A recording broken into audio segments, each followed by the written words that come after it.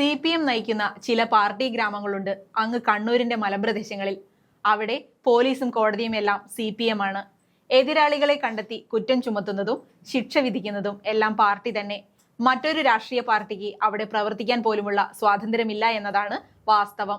ഈ പാർട്ടി ഗ്രാമങ്ങളിലേക്ക് കടന്നെത്തുകയാണ് വടകര MP ഷാഫി പറമ്പിൽ. ഷാഫി പ്രതിനിധാനം ചെയ്യുന്ന വടകര മണ്ഡലത്തിന്റെ കീഴിലാണ് പല പാർട്ടി ഗ്രാമങ്ങളും നിലകൊള്ളുന്നത്.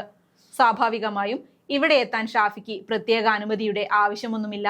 നേരത്തെ പല കോൺഗ്രസ് ജനപ്രതിനിധികളും ഇവിടെ എത്താൻ മടിക്കുമ്പോഴാണ് പുലുമടയിലേക്ക് ഷാഫി പറമ്പിൽ MP കടന്നു വരുന്നത്. നേരത്തെ ഈ പാർട്ടി ഗ്രാമങ്ങളിൽ മഹാത്മാഗാന്ധിയുടെ പ്രതിമ സ്ഥാപിക്കാൻ കോൺഗ്രസ് മുൻകൈ എടുത്തപ്പോൾ വലിയ പ്രതിഷേധമാണ് CPM ഉയർത്തിയത്.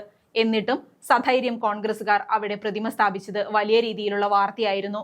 പിന്നീട് കോൺഗ്രസ് പാർട്ടി ഇപ്പോൾ പല പാർട്ടി ഗ്രാമങ്ങളും വലിയ പ്രതിസന്ധികൾ നേരിട്ട് മുന്നോട്ട് പോകുന്നുണ്ട്. കാരണം വടകരയിൽ MP ആയിട്ടുള്ള ഷാഫി പറമ്പിലിന് CPM-നെ വലിയ ഭയമൊന്നുമില്ല.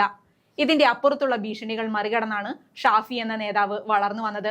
പാർട്ടി ഗ്രാമങ്ങളിൽ പോലും കടന്നു ചെല്ലുന്ന ഷാഫി പറമ്പിൽ അവിടെ കോൺഗ്രസിന്റെ മൂവർണ്ണക്കൊടി പാറിക്കുവാൻ മുന്നിൽ നിൽക്കുന്നുണ്ട്. യഥാർത്ഥ കമ്മ്യൂണിസ്റ്റുകാരാണ് ഈ സർക്കാരിനെ തുറന്ന് എതിർക്കുന്നതെന്നും അവരുടെ മടയിൽ കയറി ചെന്ന് അത് ബോധ്യപ്പെടുത്തുമെന്നും ഷാഫി സധൈര്യം പറഞ്ഞു വെക്കുന്നുണ്ട്. ആ വീഡിയോ ഒന്ന് കണ്ടു നോക്കാം. ഷാഫി പറമ്പിൽ MP നമുക്കൊപ്പം ചേരുകയാണ്. മറ്റന്നാൾ തെരഞ്ഞെടുപ്പിന്റെ ആദ്യഘട്ട വോട്ടെടുപ്പ് നടക്കുകയാണ്. വോട്ടർമാരോട് എന്താണ് പറയാനുള്ളത്? ഞാൻ ഒന്നാമത്തെ കാര്യം, ഞാൻ ഇന്നലെ കൊല്ലത്തും തിരുവനന്തപുരത്തും ഒക്കെ ഉണ്ടായിരുന്നു. അവിടുത്തെ തെരഞ്ഞെടുപ്പ് പ്രവർത്തനങ്ങളുടെ അവസാന ഘട്ടത്തിലേക്ക് എത്തുമ്പോൾ തെരഞ്ഞെടുപ്പിന് ശേഷം UDF ആദ്യത്തിലേക്ക് എത്തുന്ന തരത്തിലുള്ള പ്രതികരണമാണ് ആളുകൾ കിട്ടുന്നത്. വോട്ടർമാർ ഒരു ഉറച്ച തീരുമാനമെടുത്ത മട്ടാണ്. ഇനിയും ഈ ഗവൺമെന്റിനെ സഹിക്കേണ്ടതില്ല എന്നുള്ള ചിന്ത അവരിലുണ്ട്.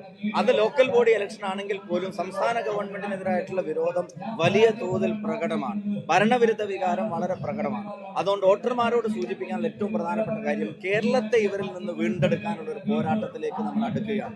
ആ പോരാട്ടത്തിന്റെ മുന്നോടിയായിട്ട് നടക്കുന്ന തദ്ദേശ സ്ഥാപനങ്ങളിലേക്ക് നടക്കുന്ന തെരഞ്ഞെടുപ്പിൽ ഐക്യ ജനാധിപത്യ മുന്നണിക്ക് നിങ്ങൾ രേഖപ്പെടുത്തുന്ന വോട്ട് കേരളത്തെ ഇവരിൽ നിന്ന് മോചിപ്പിക്കാനുള്ള ഒരു കരുത്തായി മാറുമെന്ന കാര്യത്തിന് സംശയം വേണ്ട. UDF-ന് കൂടെ ഉണ്ടാവണമെന്ന് എല്ലാ പ്രിയപ്പെട്ട വോട്ടർമാരോടും സ്നേഹത്തോടെ അഭ്യർത്ഥിക്കുന്നു. പാർട്ടി ഗ്രാമങ്ങളിലടക്കം ഷാഫി പറമ്പിൽ കഴിഞ്ഞ ദിവസങ്ങളിൽ സന്ദർശനം നടത്തി. അവിടുത്തെ ജനങ്ങളുടെ പ്രതികരണം എങ്ങനെയായിരുന്നു? ഞാൻ ജനങ്ങളുടെ പ്രതികരണം എന്ന് പറയുന്നതിൽ സത്യം പറഞ്ഞാൽ കേവലം UDF-കാരോ UDF അനുഭാവികളോ മാത്രമായിട്ടുള്ള ആളുകളുടെ മാത്രമല്ല. ഇപ്പം ഒരു സാധാരണ സഖാവിന്റെ മുമ്പിൽ PM ശ്രീ ഒരു വിഷയം വരികയാണ്. അയാൾ എങ്ങനെയാണ് അവനവനോട് അതിനെ ന്യായീകരിക്കുക? പുറത്ത് എന്ത് പറയാം, ഫണ്ടാണ് സ്റ്റേറ്റ് ആണെന്നൊക്കെ പറയാം. പക്ഷെ അവനവനോട് എങ്ങനെ ന്യായീകരിക്കുക? MA ബേബി അറിയാതെ, D രാജ അറിയാതെ, ബിനോയ് വിശ്വം അറിയാതെ, മന്ത്രിസഭയിലെ 4 മെമ്പർമാരറിയാതെ PM ശ്രീ കരാർ ഒപ്പിട്ട് കൊടുക്കേണ്ട ധൃതി എങ്ങനെ ഗവൺമെന്റിന് മുമ്പിൽ വന്നു? മന്ത്രിസഭയിൽ ചർച്ച ചെയ്യാതെ മുന്നണി ചർച്ച ചെയ്യട്ടെ എന്ന് പറഞ്ഞ CPI മന്ത്രിമാരോട് 22-ാം തീയതി ക്യാബിനറ്റ് കൂടുമ്പോൾ 16-ാം തീയതി ഒപ്പിട്ട് കൊടുത്തു എന്നുള്ളത് പോലും മറച്ചു വെക്കുന്നത് അത് എന്തിന്റെ പേരിലാണ്? അവർക്ക് തൃപ്തികരമായിട്ട് ഉത്തരവുണ്ടോ? ഞാൻ അറിഞ്ഞിട്ടില്ല എന്ന് ലേബർ കോഡിനെ സംബന്ധിച്ച് TP രാമകൃഷ്ണൻ LDF കൺവീനർ പറഞ്ഞു. അപ്പൊ അദ്ദേഹം പോലും അറിയാതെ ഈ ലേബർ കോഡിന്റെ ചട്ടങ്ങൾ തയ്യാറാക്കി വെക്കുന്ന ഒരു സർക്കാരായി പിണറായി വിജയന്റെ സർക്കാർ എങ്ങനെ മാറി?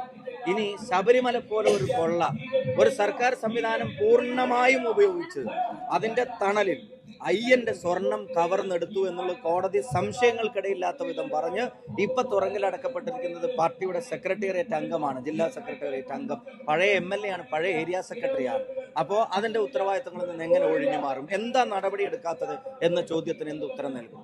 അപ്പൊ അവർക്കെതിരായി ചിന്തിക്കുന്നവരിൽ ഗവൺമെന്റിനെ സ്നേഹിക്കുന്നവരല്ല, പക്ഷെ പാർട്ടിയെ സ്നേഹിക്കുന്നവരുണ്ട്.